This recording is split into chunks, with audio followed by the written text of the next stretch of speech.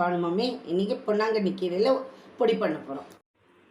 பொன்னாங்கண்ணி கீரை பொடிக்கு தேவையான பொருட்கள்: பொன்னாங்கண்ணி இந்த மாதிரி கட்டு ஆஞ்சு அலம்பி எடுத்து வச்சுட்டேன். இது வந்து நல்லா 2 கைப்பிடி கீரை. இது வந்து மிளகாய் வத்தல், காரத்துக்கு ஏற்ப. இது கொஞ்சம் காரமாகவே இருக்கும், ஏன்னா மிளகு போடுறதால. ஒரு 8 மிளகாய் வத்தல், பெருங்காயம், மிளகு ஜீரகம் ரெண்டும். இதில் 1 கரண்டி உளுத்தம்பருப்பு, 2 கரண்டி துவரம்பருப்பு, 2 கரண்டி கடலைப்பருப்பு, 2 கரண்டி உப்பு தேவைக்கேற்ப, எள்ளு கொஞ்சம், புளி நெல்லிக்காய் அளவு புளி. இதை எடுத்து இந்த அளவு புளியை எடுத்து இந்த மாதிரி பிச்சு போட்டு வச்சுக்கலாம்.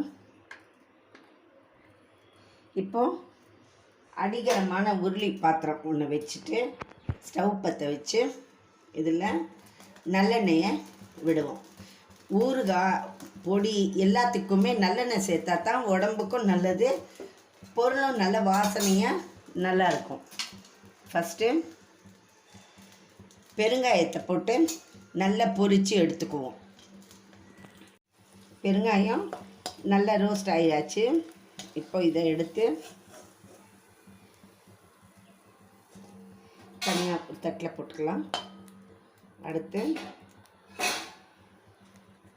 கடலைப்பருப்பு, துவரம்பருப்பு, உளுத்தம்பருப்பு, மிளகு சீரகம், வெந்தயம், எள்ளு, கருப்பெள்ளு, மிளகாய் வத்தல்,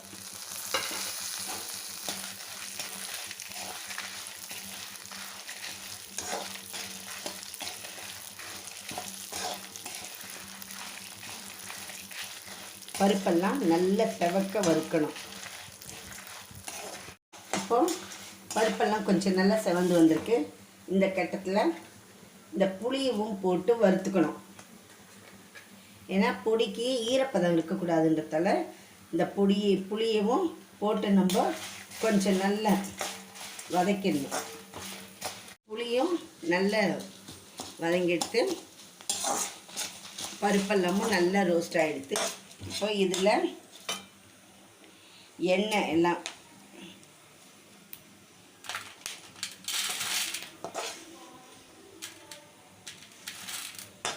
பருப்பெல்லாம் நல்லா செவக்க வறுத்து வச்சாச்சு. இது நல்லா ஆறட்டும்.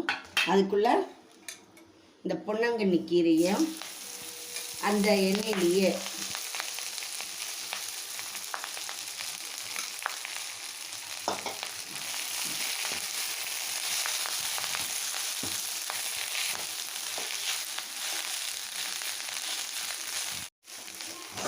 பொன்னாங்கண்ணி கீரை நல்லா வதங்கியாச்சு. இப்போது ஸ்டவ் ஆஃப் பண்ணிடலாம். இது எல்லாமே ஆறணும். இது நல்லா ஆறிடுத்து. பருப்பெல்லாம் எல்லாத்தையும் மிக்ஸி ஜாரில் சேர்த்து பொடி பண்ணிட்டு வந்துடலாம். இப்போது இந்த பருப்பு, எள்ளு, மிளகு ஜீரகம்லாம் வறுத்ததை பொடி பண்ணியாச்சு.